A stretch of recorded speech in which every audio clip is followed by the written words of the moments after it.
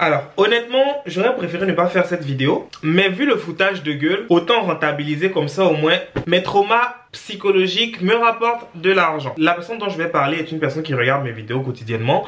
De ce qu'elle m'a dit, du coup je suppose que tu vas tomber sur cette vidéo. Je suis désolé et pas trop désolé parce que je ne vais dire que la vérité de A à Z. Et voilà, je sais que tu as demandé pardon encore et encore et encore, mais c'est pas parce que je t'en veux que je raconte ça juste parce que je raconte ma vie sur internet, c'est mon travail, ok? Donc voilà, nous retrouvons ce soir pour une story time. Je ne suis pas tombé amoureux sur internet comme le dit le titre, mais juste, ça a été un long flirt qui a été, qui a failli se concrétiser quand même.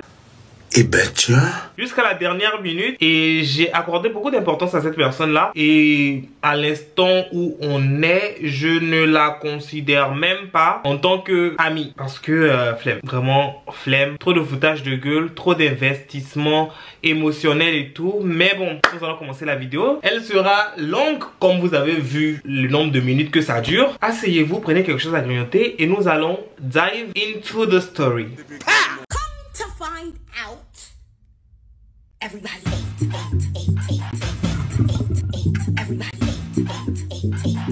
Alors, j'ai commencé à faire des lives sur TikTok, je pense en fin 2022 par là. De toute façon, je vous ai raconté un peu que à cette période-là, je parlais un peu à tout le monde et tout, je rigolais, vas-y, vas-y. J'ai rencontré quelques petites personnes avec qui on a créé des affinités parce qu'à force de faire les lives, on parlait, ils montaient, on rigolait et tout. Et c'est là que j'ai rencontré Ismaël. Voilà. Parce que son nom aussi c'est un nom chrétien qu'il avait. Donc prenons aussi nom chrétien. Ismaël. J'ai rencontré Ismaël. On a rigolé vite fait pendant le live. Et le live m'a envoyé un message sur Instagram. Quand il m'a envoyé le message, je pense que j'avais pas vu ça immédiatement. Et du coup il m'a relancé je pense quelques jours après. Si je me rappelle bien. Il m'a relancé quelques jours après. Et du coup j'ai commencé à calculer du coup ses messages. J'ai commencé à répondre et tout. On a commencé à parler. Et franchement moi je suis pas allé dans une optique de tout de suite flirter avec la personne. Je suis allé dans l'optique où on parle bien en live, on rigole, ça bonne petite entente et tout. Donc pourquoi pas ne pas créer plus d'affinités amicales ou autres. Vas-y, allons-y en fait. Donc c'est comme ça qu'on a commencé à parler et à bien s'entendre. Quand tout d'un coup, c'est devenu un peu flirtard. Ça parlait de ouais, est-ce que tu es en couple, est-ce que tu es célibataire. Lui, il m'a dit qu'il était célibataire, qu'il venait de se séparer de quelqu'un il n'y avait pas si longtemps que ça. Et moi aussi, j'ai dit que bah moi, ça fait longtemps que bon, ça faisait pas si longtemps de ça que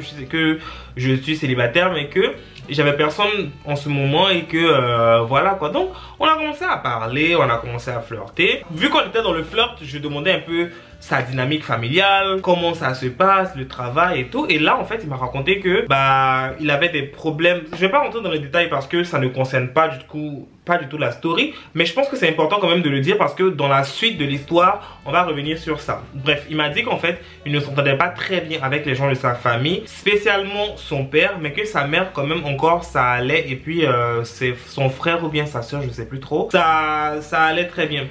Et cette personne là vit au Canada. Moi je suis en France et la personne est au Canada. Ismaël habite au Canada. Et je pense que au bout de 1 à 2 semaines, je pense, on est passé de message à s'appeler pendant sa pause du travail. En fait, moi mon travail, je vous ai dit, c'est raconter ma vie sur internet. Ça fait que des fois j'ai beaucoup de temps libre. Et en fait lui il travaille dans un truc de automobile et tout.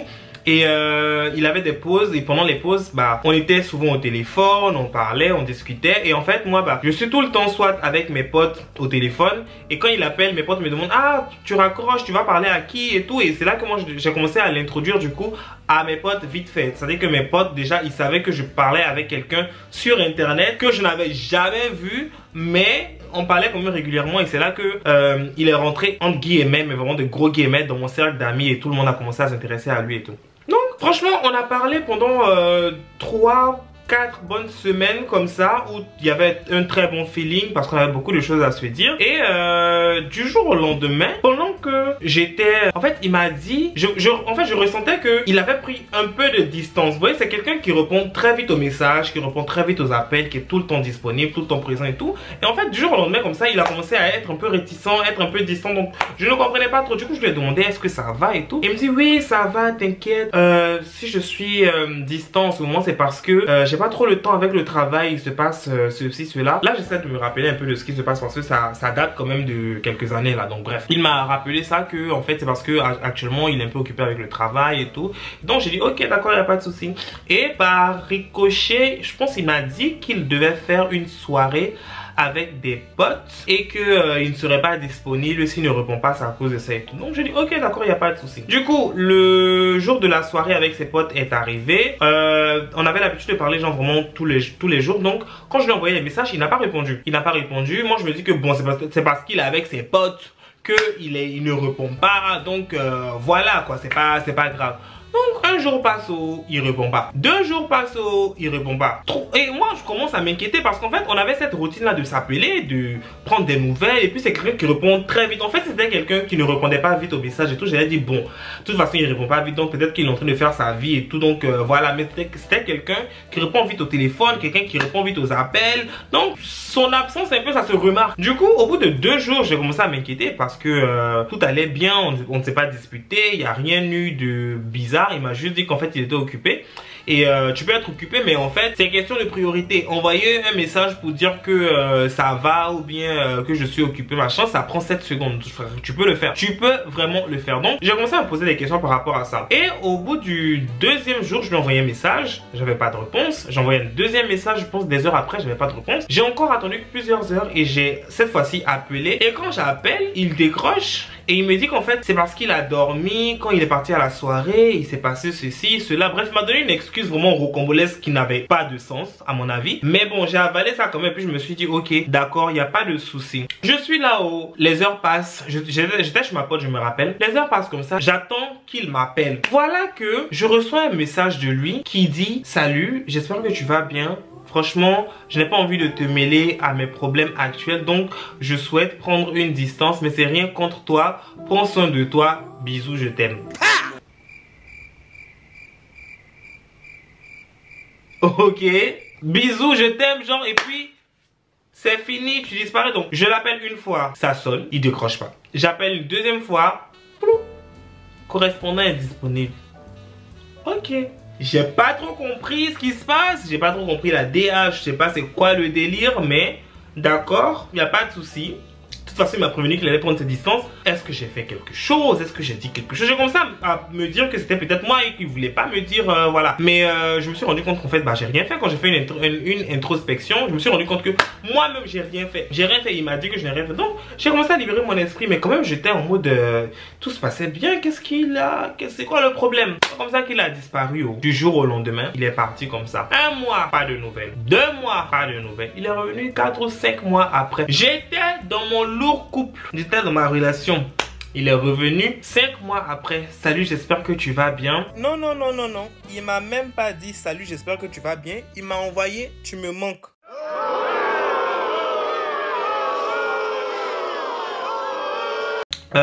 Actuellement, je t'écris depuis Abidjan. Ah oui, je me rappelle. Wouh!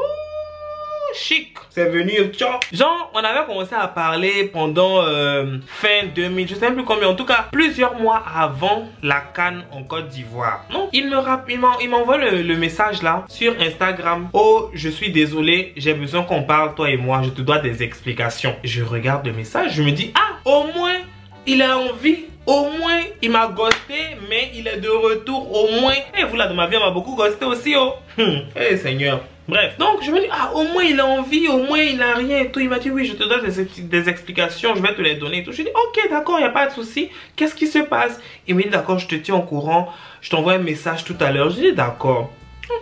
Il m'envoie un message quelques heures après et il commence à m'expliquer qu'en fait, il n'est plus au Canada, mais en fait, il a déménagé au, je crois que c'était au Cap-Vert. Il a quitté le Canada pour aller s'installer au Cap-Vert. Et en fait, là-bas, au Cap-Vert, là, il a décidé, comme il y a la CAN en Côte d'Ivoire, il va aller regarder la CAN. Et il est parti regarder la CAN là-bas. Ils ont volé ses papiers canadiens.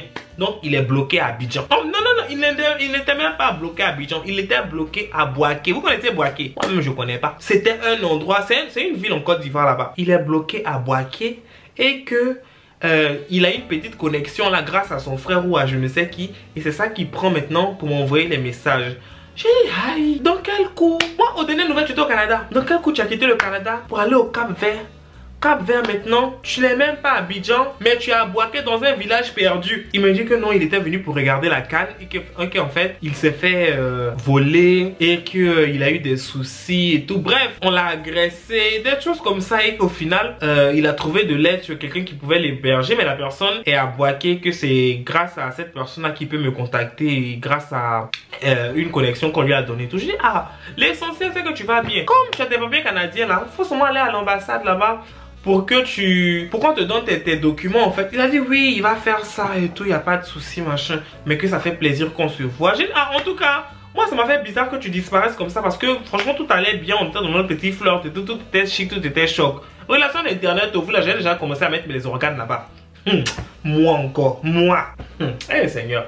Bref, donc j'ai dit mais tout se passait bien et tout, donc ça m'a même peu inquiété. Il m'a dit non, c'est vrai qu'il a disparu comme ça et le message qu'il m'a envoyé après ça en fait c'est parce que il se sentait pas bien et quand il avait disparu avant d'aller à la fête où il était et puis il n'a plus donné de nouvelles pendant des jours là. Avant d'aller là-bas en fait il était dans une mini dépression et ce qu'il a fait c'est que du jour au lendemain il a vendu toutes ses affaires ou bien il a mis ça dans un coin je sais pas, mais il a décidé de quitter le Canada et aller migrer au Cap-Vert. J'ai dit mais ok, d'accord, pourquoi le Cap-Vert et tout? Il a dit non, il avait besoin d'aller dans un espace loin, isolé et tout. Mon cher, ok, d'accord, il n'y a pas de souci. Donc c'est comme ça qu'on a repris contact des mois après. Donc on continue à parler et tout. Et en fait moi je ne mettais pas le cœur parce que bah écoutez, j'étais déjà dans ma relation. Et puis lui aussi, moi franchement, quand tu disparais une fois, je m'attends à ce que tu disparaisses deux fois. C'est comme quand quelqu'un te trompe une fois, il va te tromper une deuxième fois. Donc faut pas jouer les étonnés. Moi je m'attendais à ce qu'il disparaisse encore. Donc je mettais plus les organes. J'étais en train de parler juste en simple amitié et tout. Et du coup, il a commencé à m'expliquer ses problèmes. Et en fait, moi là, j'ai un souci, c'est que j'aime trop aider les gens. C'est ça mon problème. J'aime aider les gens. Bon, j'aimais avant j'étais beaucoup dans l'aide. Mais maintenant, là, même à cause de mes expériences que j'ai vécues là, j'ai totalement changé, je suis plus comme ça. Mais en tout cas, quand quelqu'un m'explique ses problèmes comme ça, je vais aider.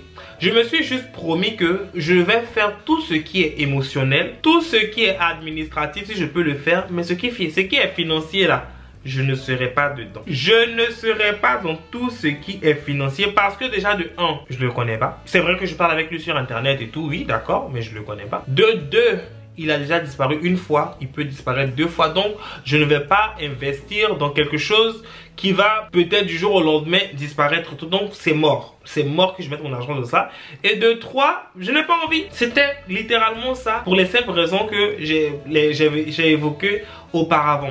Donc voilà, je m'étais dit que voilà, toute l'aide qu'il aura besoin, je vais lui donner. Mais en termes d'argent, il n'y aura pas ça. Du coup, connaissant sa dynamique familiale, connaissant son problème avec le fait qu'il n'a pas de gens autour de lui et qu'il n'a pas beaucoup de connexions, c'est comme ça que je me suis engagé à l'aider.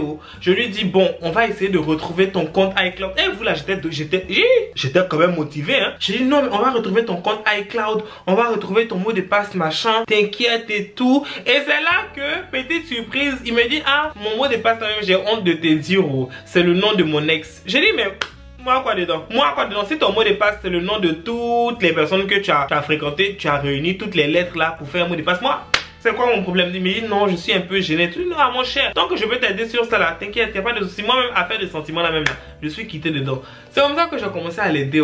Commencé à chercher les mots de passe, commencer à me connecter, à faire ceci, cela, les adresses, mais jusqu'en tout ça là. Ça s'est passé sur plusieurs semaines. Est-ce que ça n'a pas fait même 2 mois? Je me rappelle plus, mais en tout cas, je l'ai aidé. Ça, la famille ne peut pas dire que je ne l'ai pas aidé. Tout ce dont il avait besoin en termes administratifs, en termes de machin, en termes pour comprendre quoi que ce soit, pour retrouver ses mots de passe et tout, j'ai fait. J'étais motivé. Tout ce qu'il me demandait de faire pour lui, j'avais la patience de faire. Elle dit ok d'accord, il n'y a pas de souci. C'est comme ça.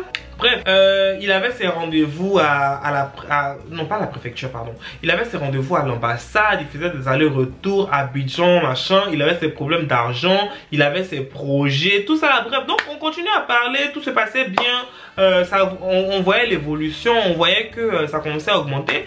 Et de là, il commençait à faire un petit plan en mode ouais, dès que j'ai mes papiers, je m'en vais directement à... Il a dit quoi là? Dès que j'ai mes papiers, je retourne au Canada. Après le Canada, je viens te voir en France et puis on va se faire des vacances au Sénégal. Voilà, je me voyais déjà. Il était de Saint-Louis à Dakar là. Bon, c'est à côté de Dakar, mais il était de Saint-Louis. Donc moi je me suis dit que parce que de base bon, ça c'est ce qu'il m'a dit. Je sais pas si c'était vrai ou c'était faux. C'était un enfant de riche apparemment, mais qui ne parlait pas avec ses enfants. Donc mais qui ne parlait pas avec ses parents. Donc je me suis dit que peut-être que dans la période de crise là, il a quand même ses petites économies et tout, parce que tu quittes pas le Canada du jour au lendemain pour aller t'installer au Cap-Vert comme ça sans ressources. Donc je me suis dit que peut-être que c'est vrai et tout. Peut-être qu'on ne sait jamais. Du coup quand il commençait à me faire les promesses que puis on va aller au Sénégal et tout, je me voyais déjà en train de manger mon thieboudienne barneux. Waouh, magnifique rec. Je me voyais déjà en train de dire mes choses comme ça. Je me voyais déjà en train de me balader sur les fleuves et les lacs où on envoyait les esclaves là. Je me voyais déjà aller visiter ça, faire mes petits snaps chic et tout. Je connais le Sénégal, #touriste. Je me voyais déjà faire ça. Si je savais. Voilà que on avance dans l'histoire, on avance dans les papiers. Et puis il obtient ses documents. Il a obtenu ses documents là-haut. Vous là, vous pensez que quand il l'a obtenu, il est venu me dire Cédric j'ai eu? Non. Parce qu'on parlait tous les jours. Tout se passait bien, je l'aidais là. Il a fallu qu'il disparaisse encore pendant combien de temps? Et du jour au lendemain, il revient comme ça. Il me dit non, bonjour Cédric, j'espère que tu vas bien. Désolé pour l'absence. Je viens avec une bonne nouvelle. Je retourne au Canada la semaine prochaine. Il dit donc tu as eu tes papiers? Il m'a dit oui, j'ai eu mes papiers depuis plusieurs mois. Non, pas plusieurs mois. Depuis plusieurs semaines. C'est juste que j'étais en train de tout réunir. Comme ça, je t'annonce la bonne nouvelle en même temps. Donc moi, j'ai fini de t'aider jusqu'en là. Même les petites évolutions, les petits trucs comme ça. Au lieu de m'informer, tu me dis ça. Genre, je n'y pensais pas grave. Chacun sa manière de gérer les informations. Et en tout cas, Dieu merci que tu as eu tes papiers. Tu vas retourner au Canada. Ta vie va recommencer et tout. Et... bref, tout va se passer bien pour toi. C'est comme ça que le gars, il est retourné au Canada. Il retourne au Canada. De là, je sais même plus trop ce qui s'est passé. Mais en tout cas, il avait commencé à revoir ses habitudes et tout ça. Entre-temps, il y avait quand même sa maison au Cap-Vert dont il devait payer le loyer parce qu'apparemment... Non, je pense qu'il avait payé le loyer d'une année. C'est ce qu'il m'avait dit. Loyer de 1 an qu'il avait déjà payé. Et puis... il fallait qu'il retourne pour résilier parce qu'il avait laissé les affaires et tout ça et tout. Bref, c'était une complication. Donc, il est allé au Canada là-bas. Après le Canada, il est retourné au Cap-Vert. Au Cap-Vert aussi, apparemment, il était dans un petit village là-bas où il n'avait plus trop de connexion et tout. Donc, bref, il commençait à faire ses apparitions, disparitions, apparitions, disparitions. Et tout ça mélangé au fait que quand même quand il était à Abidjan, il n'avait pas trop de connexion parce qu'il partait à Boaké, il revenait, bref. Donc tout ça pour dire que nos conversations en fait ce n'étaient pas des conversations suivies de A à Z, mais on faisait quand même le minimum pour rester en contact, pour donner des nouvelles de temps en temps. Moi ça me permettait du coup de me rassurer qu'il n'allait pas disparaître. Et lui, s'il avait besoin d'aide, j'étais là pour l'aider, j'étais là pour lui apporter du soutien émotionnel ou peu importe le soutien dont il avait besoin.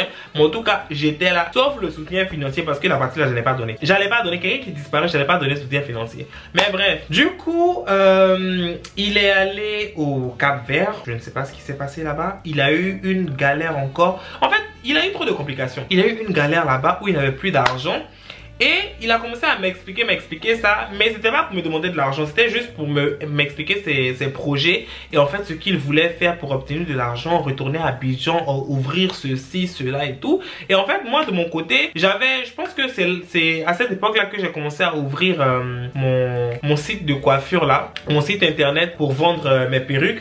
Et donc, j'étais là en mode, on ne sait jamais. Peut-être qu'un jour, il aura besoin. Donc, j'avais quand même mis un peu de côté pour que au cas où, j'avais prévu de ne pas l'aider, je vous ai dit ça, mais au cas où on ne sait jamais, l'aider quand même parce que voilà, pourquoi pas. Il me semble être une bonne personne, mais Dieu merci, c'est pas arrivé, l'argent là j'ai pris pour faire autre chose.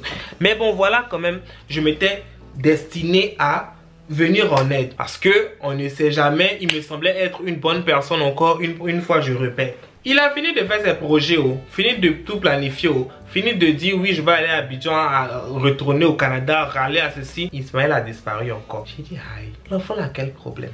L'enfant là a quel problème encore? Problème là, ça finit jamais. Quand Judas partait trahir Jésus là, c'est toi qui as payé son taxi ou bien c'est quoi?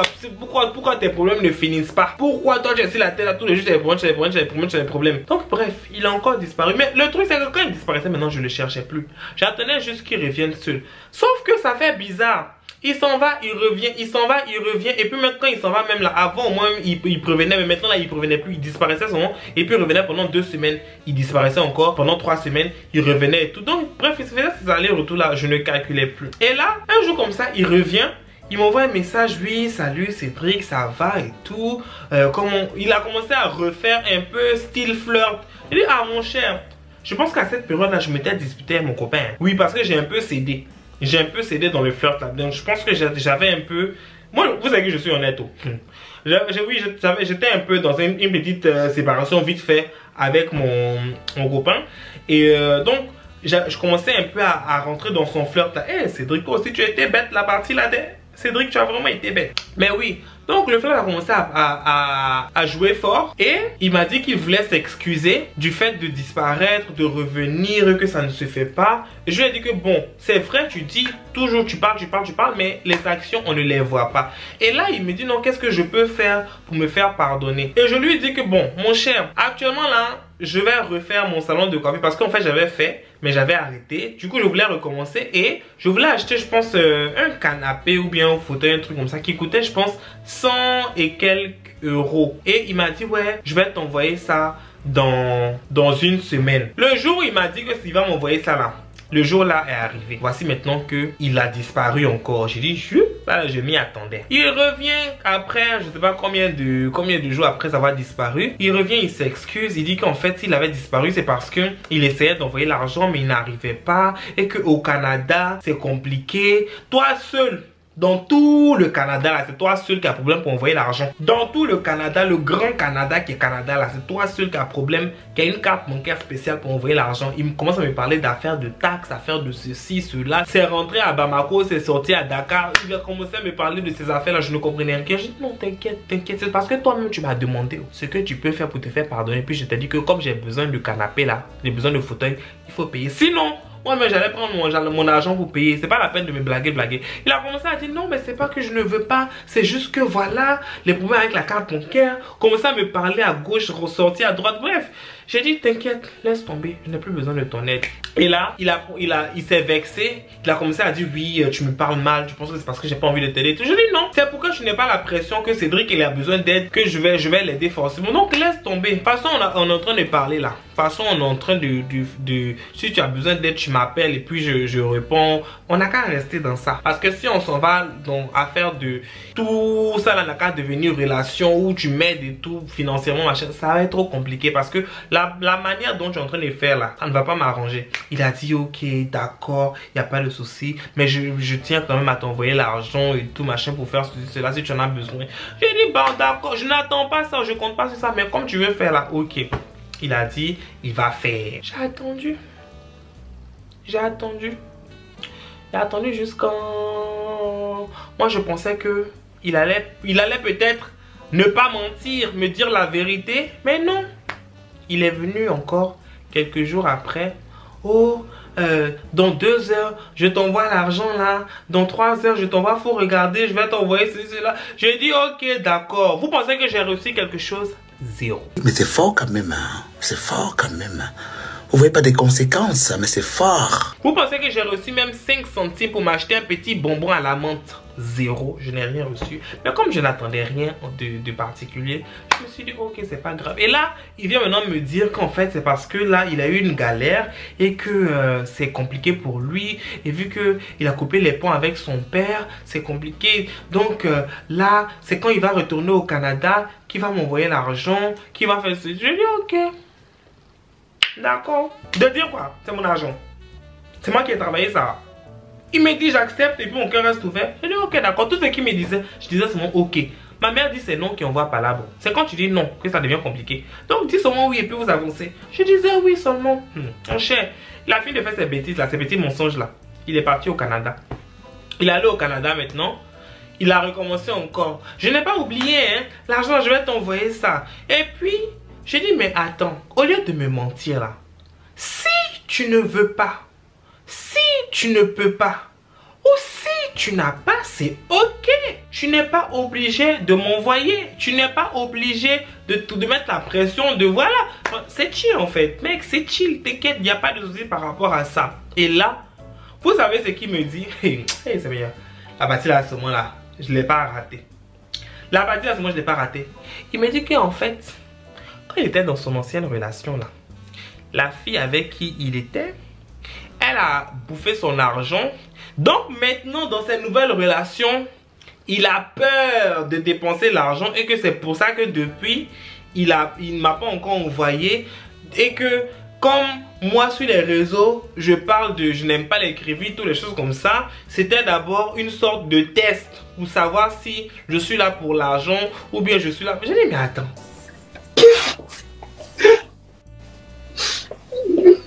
Je suis trop émotive. De quoi tu me parles? De quoi tu me parles? Moi j'assume. Je suis matérialiste. Ah oui, de la tête aux pieds. Je le suis. Quand on dit qu'il est, je le suis. Ça, je n'ai jamais menti. Mais demander l'argent à quelqu'un qui me raconte tous ses problèmes comme ça là, je suis quand même un être humain. Donc d'où est-ce que toi et moi, on n'est pas en relation? On est flirt même là, c'était chouette, tu as disparu, tu es revenu. Pour ça maintenant tu te sens obligé de me mentir parce que selon toi, si tu me parles pas d'argent, si tu commences à me miroiter avec des sommes, je vais disparaître. Je dis mais genre, c'est quoi en fait? Je suis ton ex, je suis pas ton ex, toi et moi on n'est pas en relation. Donc frère, franchement je sais pas je sais pas pourquoi est-ce que tu commences à raconter ces bêtises. Par rapport à ça, ça m'a énervé et puis je lui ai parlé mal, je me rappelle plus de ce que je lui ai dit. Mais je lui ai parlé mal. Il a pris le seum. Et là, il m'a laissé en vue, il est parti. Il a encore disparu. Tout ça pour revenir quelques semaines après. Si c'est pour te comporter comme moi, comme si j'étais ton ex qui a bouffé ton argent là, c'est pas la peine, mieux tu t'en vas. Et là, il a commencé à venir s'énerver encore que non, c'est pas ce que je voulais dire. Toi, Cédric, tu es compliqué. Pourquoi tu es comme ci, pourquoi tu es comme ça et tout. J'ai dit, mon cher, bonne route. Et puis de là, j'ai coupé les ponts avec lui. Je l'ai supprimé parce que je l'avais mis sur mon Instagram privé. Je l'avais mis sur mon Snapchat. J'avais son numéro de téléphone. J'avais tous ces trucs. Donc tout ça là, j'ai enlevé. Je ne voulais plus du tout entendre parler de lui. L'histoire mélangée avec son ex où il pensait qu'il a commencé à parler d'argent. Que oui, je vais bouffer son argent comme son ex a bouffé son argent là. Ça m'a tellement énervé que j'ai coupé tous les points avec lui. Cette histoire même, je suis fatigué de parler de ça. Ça me fatigue. Ça me fatigue, ça m'épuise même. Bref, il est revenu quelques mois après. Il commence à dire oui, salut Cédric, j'espère que ça va. Je sais que ça s'est mal terminé. Notre dernière conversation s'est mal passée. Et en fait là, je compte venir m'installer en France l'année prochaine. Et je sais que en termes de relation c'est mort à cause de ce qui s'est passé, ce que je t'ai dit. Mais j'aimerais bien qu'on soit amis. Et là, il m'envoie une fiche d'inscription dans une école en France, qu'il va commencer l'année scolaire en telle année et tout, en l'an 2000 Bangala, je sais pas. Il commence à m'envoyer ça, il dit oui on peut être amis et tout. En tout cas, mon cher, tout flirt qu'on avait là, moi-même je regrette. Si c'est amitié là encore, on peut espérer que je peux te donner. Donc, t'inquiète, je suis quelqu'un qui pardonne vite, malheureusement.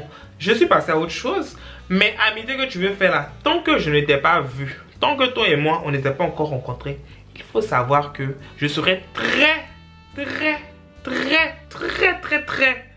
attentif à tes comportements. C'est qu'à la moindre bêtise, je te raye. Il a dit ok, d'accord, je comprends, j'accepte, tout, tu as tous les droits, machin. Et là, il m'envoyait maintenant des messages tous les jours. Oh, j'espère que tu vas bien. Oh, machin, machin. Il a retenté une petite tentative de flirt. Je l'ai stoppé très vite. Très vite, je l'ai stoppé. J'ai dit que toi là, tu m'arrêtes tes bêtises là. Tu m'arrêtes ça. Amitié, on a qu'à faire là. On a qu'à rester dans l'affaire d'amitié là. Faut pas aller loin là-bas. Non, dans ça, pour moi, il était encore dans ses problèmes parce qu'il continue à me raconter ses galères. Il Continuait à me raconter que oh, il a besoin d'argent à cause de ceci, à cause de cela, qu'il est au Canada là, comme il avait laissé ses affaires, il n'a plus l'argent comme avant qu'il ne quitte le Canada pour aller au Cap-Vert et tout. Il commençait à me raconter ses problèmes. Moi j'étais là, ok, j'acceptais, j'étais là, oui, Yako, j'espère que ça va aller. J'avais pitié de lui, jusqu'à il a fait 2-3 jours là-bas. Je sais pas qu'est-ce qui s'est passé, il ne répondait plus aux messages encore comme d'habitude. Un jour mon téléphone sonne. Je vois, il m'appelle sur Snapchat. Je décroche, oh. Je vois le gars, il me dit salut Cédric, je suis au Sénégal, hein. Je suis venu en vacances. Et puis il me montre à gauche, à droite, il me montre Dakar, il me montre les taxis. J'ai dit mais attends Ismaël, toi tu dis que tu n'as pas l'argent, juste quand pour m'envoyer 100 et quelques euros là, tu ne pouvais pas. C'est toi qui es dans lourd voyage au Sénégal. C'est que tu as payé billet d'avion, tu as payé maison, tu es en train de faire ta vie. Juste quand tu as courage de m'envoyer photo. J'ai dit, quand il m'a envoyé le snap comme ça là, j'ai répondu merci. Et puis je l'ai bloqué. Ah c'est quelle bêtise ça là. Hey, ah c'est quel foutage de gueule même. Je l'ai bloqué très vite. Très vite même je l'ai bloqué. Du coup depuis lors, plus de nouvelles. Ah si, j'ai oublié. Des fois, chaque 1er janvier, je fais grâce présidentielle. Je libère quelques personnes que j'ai bloquées là. Il fait partie des personnes que j'ai débloquées. Et il m'a envoyé un message pour me demander une fois, oh pourquoi tu m'as bloqué et tout. Et je veux m'excuser par rapport à ce qui s'est passé. J'ai dit ok d'accord, c'est bien, excuse-toi. Je ne l'ai pas rajouté, je l'ai juste répondu comme je réponds aux abonnés sur Snapchat. Et puis c'est fini là. Depuis lors, plus de nouvelles. Il n'a qu'à rester dans son coin. Je n'ai qu'à rester dans mon coin et puis la vie va avancer. Je ne sais pas ce qui m'a appris de faire confiance à quelqu'un sur internet. Je ne sais pas ce qui m'a appris de répondre, de commencer à faire histoire de flirt. Moi-même de base, je suis quelqu'un, je n'aime pas relation à distance. Je ne sais pas ce qui m'avait pris. Heureusement que je n'avais pas mis les sentiments dedans. Parce que ça, imaginez-vous, j'étais dans love. Imaginez-vous, je supportais ça et puis j'avais des sentiments. Déjà même, simple flirt, ça me faisait déjà mal à la tête. Imaginez, j'avais mis les poumons dedans. Mon cher, relation d'internet, c'est pas fait pour moi. C'est pas fait pour moi. Ça là, ça m'a confirmé que c'était pas fait pour moi. Avant, je savais, hein, mais ça là, ce moment-là, ça m'a confirmé ça. Mais bref, j'espère que la vidéo vous aura plu. Écoutez, moi, je suis fatigué. Il est littéralement 4 h du matin. Oui, je suis fatigué. Nous nous retrouvons dans la prochaine vidéo. J'allais me démaquiller pour aller dormir. J'espère que la vidéo vous aura plu. On se retrouve dans une prochaine vidéo. D'ici là, portez-vous bien. Vous faites plein de bisous et... Ciao, ciao, ciao!